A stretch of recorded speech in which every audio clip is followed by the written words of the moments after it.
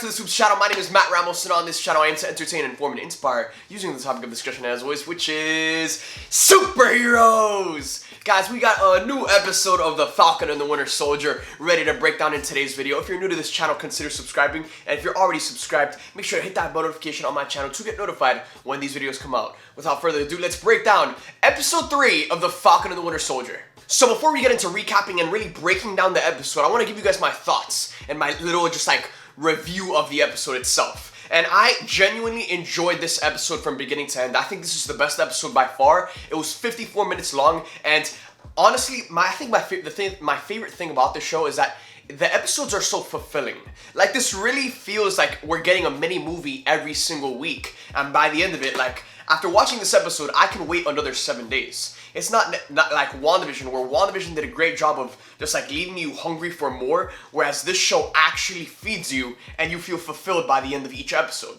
So I thoroughly enjoyed this episode. I thought it gave us so much of everything. It gave us comedy, it gave us awesome action, it gave us great character moments from people like Sharon Carter, Zemo. Like so many more characters were introduced into the show in this episode, and it was so awesome to see their dynamic amongst the other characters like Zemo and Bucky, Sam and Sharon Carter. Like, just seeing all of the characters, this episode brought together a team of heroes. It brought together Zemo, Bucky, Sam, Sharon. It brought together a team of heroes, and it was so badass to just watch them go to work and embark on these crazy missions that could lead to so much more, because in this episode we got the Madripoor mission, which is something that was marketed in the majority of the trailers and the marketing. And for those of you who don't know, Madripoor has huge ties to the X-Men in the comics, particularly to Wolverine. In the comics, Madripoor is like Wolverine's Gotham City. Like, that is his town that he protects, that he's the one that's cleaning up those streets. And in this episode, I believe they visited Hightown, which is like kind of like the upper echelon of Madripoor, whereas in the comics, Wolverine is the protector of Lowtown. So there's still a whole other side to Madripoor that Wolverine could currently be in the MCU, which is crazy to think about. And we were so close, yet so far. This episode started off strong with the boy, John Walker. By the way, guys, I want to make it very clear, I didn't buy this. This was sent to me by Hot Topic. I did not just willingly spend my money on John Walker merch. I know some of you would find that disrespectful and I would be getting hate for that. So, no! I'm not a big fan of John Walker. I love his character, and I love him as a villain because he's just so hateable. And I think the more hateable he gets, the more I love him as a villain and as a character. And in this episode, we see that he's starting to lose it. Like, this guy at the beginning of this episode spits in his face. And people are just going out of their way to willingly disrespect John Walker. And there's a part of me that feels really bad for him, because at the end of the day, he's just trying to be this symbol. He's trying to just fill in a fraction of what Steve Rogers left behind when he left the role of Captain America.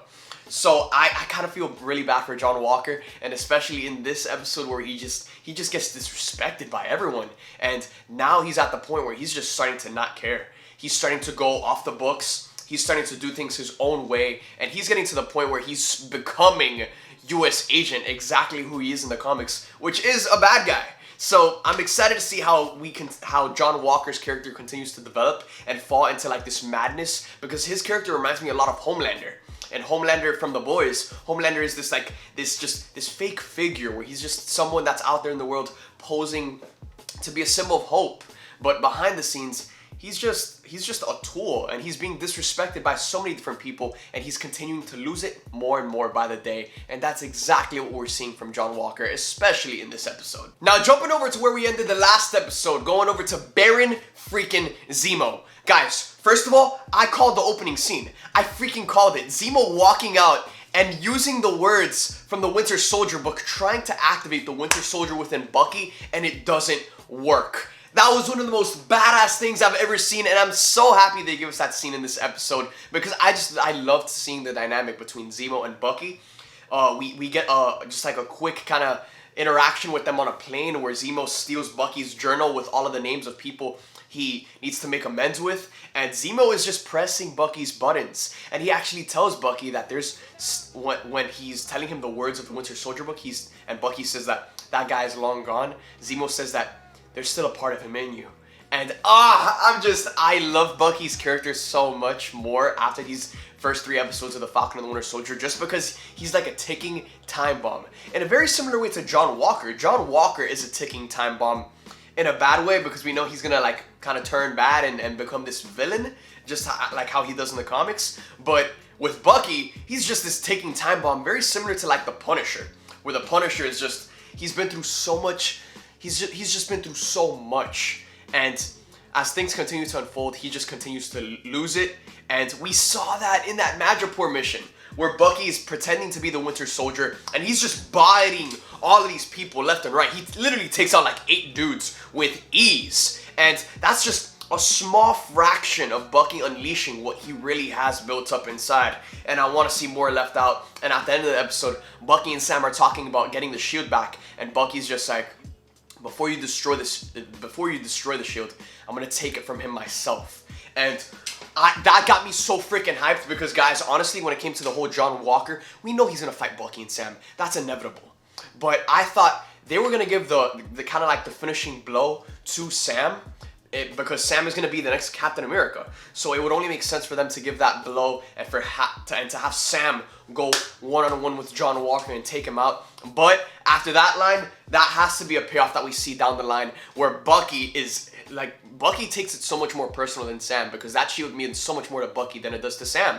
So I want to see Bucky be the one to put John Walker in the dirt and just break this dude's nose. Like literally, I want Bucky to break this dude's nose with that metal arm. And after this episode, I feel like that's definitely something that's going to happen down the line.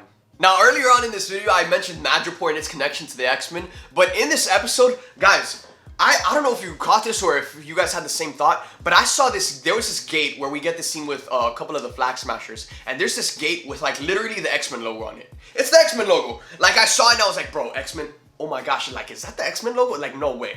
No way that's the X-Men logo. And it looks exactly like the X-Men logo, but you know, judging off of the live stream, for those of you guys who tuned into the watch party, a ton of you guys were just like, bring me down from Cloud 9, and we're saying like, no, that's just like a foreign European do not enter sign.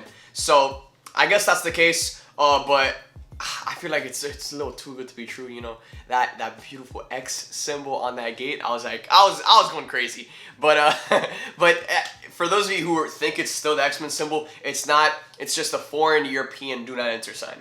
Now let's talk about how this episode ended, because the ending of this episode, whoa, it rocked us. It rocked us in our seats, and oh, it leaves us wanting so much more. So the episode ends with Bucky, Zemo, and Sam, and Bucky notices something strange. So he tells Sam and Zemo that he's gonna go take a walk. And then that's where out of nowhere he picks up this little Kamoyo bead, which is Wakandan technology that we saw used in the Black Panther movie. And as he's continuing to like pick up these Kamoyo beads one by one, he's confronted by this Wakandan warrior. And this is actually the same Wakandan warrior that was T'Challa's bodyguard in Captain America Civil War. And her intention, she says it, she's there for Zemo. The Wakandans want Zemo. So now, I did not expect the freaking Wakandans to be involved with the events of the Falcon and the Winter Soldier. But now that Zemo's out, they are gunning for him the same way they gunned after Ulysses Claw in the Black Panther movie. And after watching the episode, I was kind of bummed out, because if they were gonna show like someone from Wakanda, I would have expected it to be like Shuri or Okoye maybe. Like I was just thinking, why would they use this bodyguard? But it makes so much sense that they use this same bodyguard from Captain America Civil War, because she worked so closely with King T'Chaka. And King T'Chaka was killed by Baron Zemo. So it would only make sense for this Wakandan warrior that was so familiar with King T'Chaka and grew to love him and protect him and was always by his side the same way Okoye is always by T'Challa's side. It would make sense for her to be the one to pull up to Bucky and say, I want Zemo. Like the Wakandans want Zemo. We're bringing him in, and I'm so excited for Black Panther 2, because I feel like now Bucky is being more and more connected to the Wakandans, and I feel like if there's definitely a movie down the line where I could see Bucky showing up again, and it would definitely be Black Panther 2. And coming off of this series, you know, I don't look at many Marvel projects coming in the next couple years where I can definitely say that, oh, we're definitely gonna see Sam and Bucky in that one. I don't see many Marvel projects where I can look to them and say that, But after this episode and with the way it ended and with Wakandans getting involved, I feel like we can definitely look forward to Black Panther 2 and maybe potentially seeing Sam, where I would say just more Bucky, maybe like a Bucky cameo since he's like kind of becoming White Wolf, who is tied to the Wakandans. Maybe seeing Bucky appear in Black Panther 2. So guys, at this point, things are heating up more than ever. Things with US Agent, he's losing it. He's willing to go off the books and just take down Sam and Bucky and the Flag Smashers. He's taking down everyone. And he's willing to do whatever it takes to get the job done. When things are heating up with the Flag Smashers, they're blowing up like freaking buildings with innocent people. They are, again, doing whatever they can to get what they want. With the team, with Sam, Bucky, Zemo, Sharon Carter, I think she's also turning bad. Like, I feel like she's working for the Power Broker. And that's another character I didn't mention at all in this video.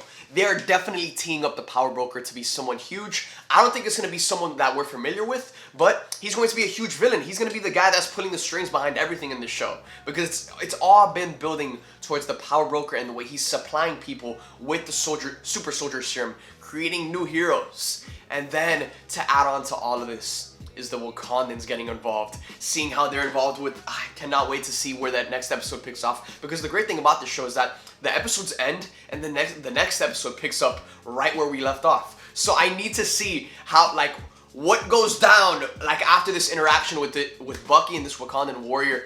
But I am beyond excited. Let me know in the comment section down below what was your favorite part of this episode, and what are your theories and predictions for the next episode next week. With that being said, thank you guys for watching this video. Again, if you enjoyed this video, please consider subscribing and hit that bell notification on my channel to get notified when these videos come out. With that being said, thank you guys for watching this video. I love you guys 3000, and I'll see you guys next time!